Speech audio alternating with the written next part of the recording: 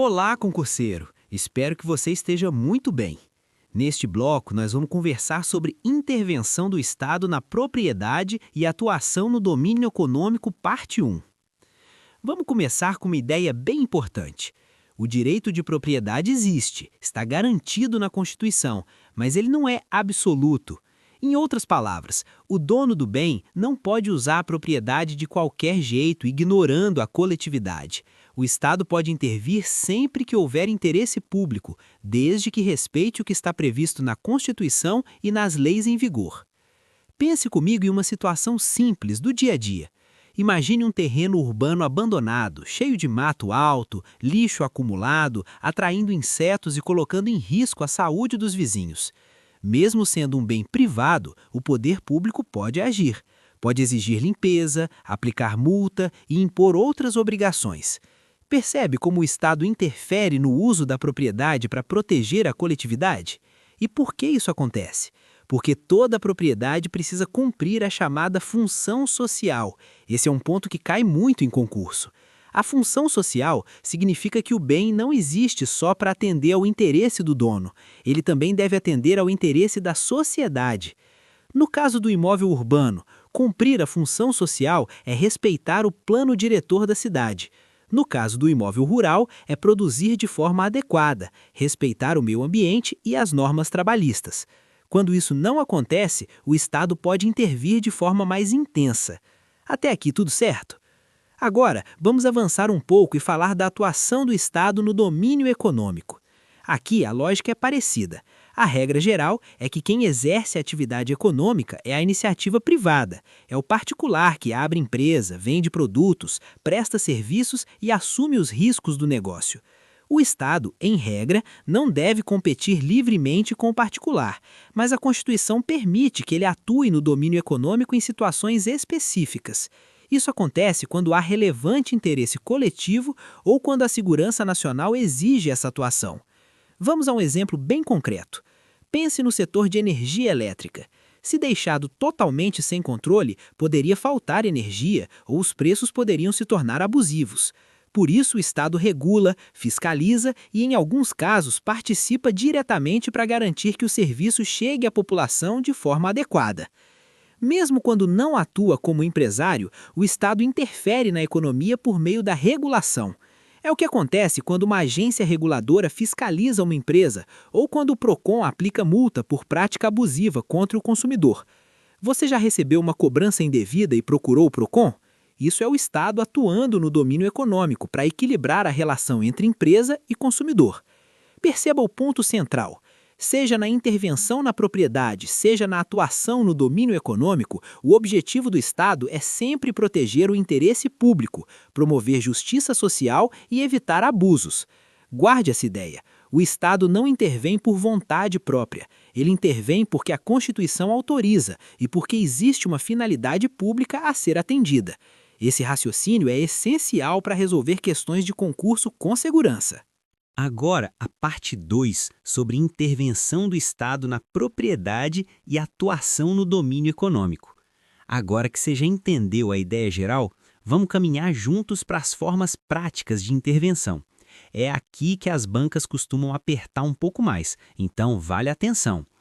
Começando pela intervenção do Estado na propriedade privada. Uma das mais cobradas é a desapropriação. Funciona assim: o Estado retira o bem do particular porque precisa dele para atender uma necessidade coletiva. Pode ser para construir uma escola, um hospital, uma estrada. Nesses casos, a Constituição exige indenização justa, prévia e em dinheiro, com algumas exceções específicas.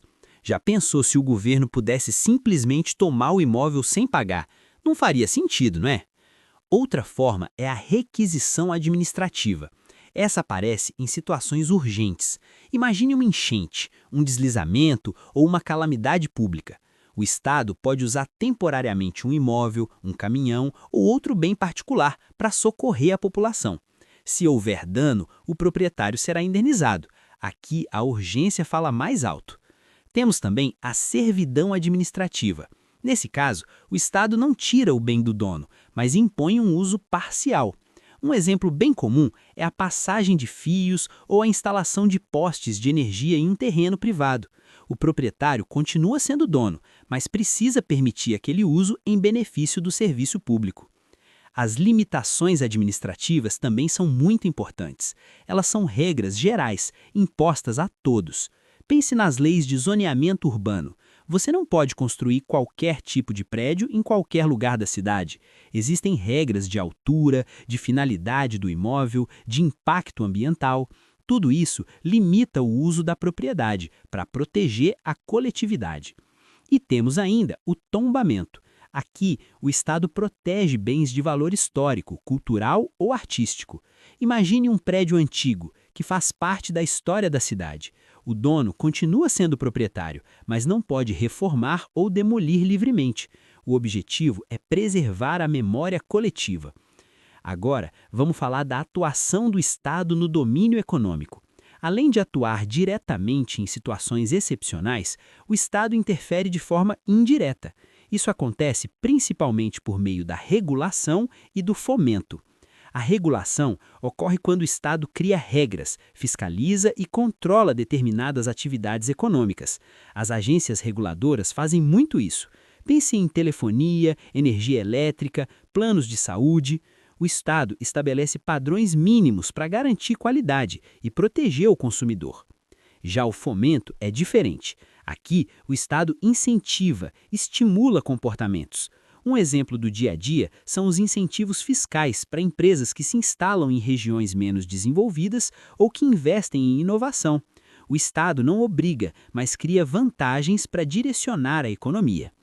Perceba como tudo se conecta. Seja ao limitar a propriedade, seja a regular a economia, o Estado busca equilíbrio entre liberdade individual e interesse coletivo. Entender esse equilíbrio faz toda a diferença na hora da prova. Agora vamos fechar esse tema com uma visão mais prática e estratégica, daquelas que realmente ajudam na prova. Pensa comigo, o Estado não atua só antes do problema acontecer, ele também entra em cena quando já existe abuso ou desequilíbrio. Vamos começar falando da repressão ao abuso do poder econômico.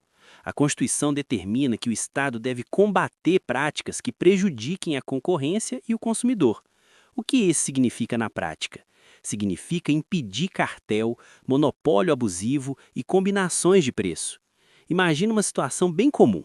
Várias empresas combinam entre si o preço de um produto essencial. Você vai ao mercado e percebe que tudo está caro sem opção mais barata. Isso não é coincidência.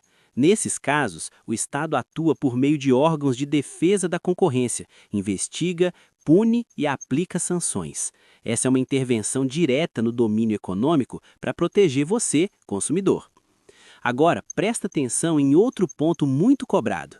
O Estado também atua como agente normativo e regulador da atividade econômica. Aqui, ele não vende produtos nem presta serviços, ele cria regras gerais para organizar o mercado. Pensa no seu dia a dia como consumidor.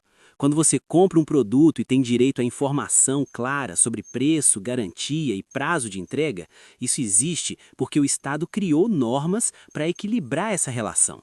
Sem essa atuação, o consumidor ficaria em total desvantagem. Voltando para a intervenção na propriedade, é importante entender que ela também pode ter caráter sancionatório, ou seja, quando o proprietário não cumpre a função social, o Estado pode aplicar medidas mais duras. No meio urbano, por exemplo, um terreno vazio em área valorizada pode ser obrigado a ser parcelado ou edificado. Se o dono insiste em não cumprir a função social, pode sofrer aumento progressivo de imposto e, em último caso, desapropriação. No meio rural, a propriedade improdutiva pode ser desapropriada para fins de reforma agrária, sempre seguindo as regras constitucionais. Percebe como tudo acontece em etapas? Primeiro o Estado orienta, depois limita. Se ainda assim não funcionar, aplica sanções. Nada é automático, tudo segue um caminho jurídico bem definido. Para fechar esse bloco, guarda essa ideia. A intervenção do Estado não existe para acabar com a iniciativa privada nem com o direito de propriedade. Ela existe para equilibrar interesses, proteger a coletividade, garantir concorrência leal e assegurar que a propriedade cumpra sua função social. Se você entende essa lógica, mesmo que a questão venha longa ou confusa, fica muito mais fácil chegar à resposta certa. Aqui terminamos mais um bloco. Até o próximo. Se gostou, inscreva-se, curta o vídeo e ative o sininho.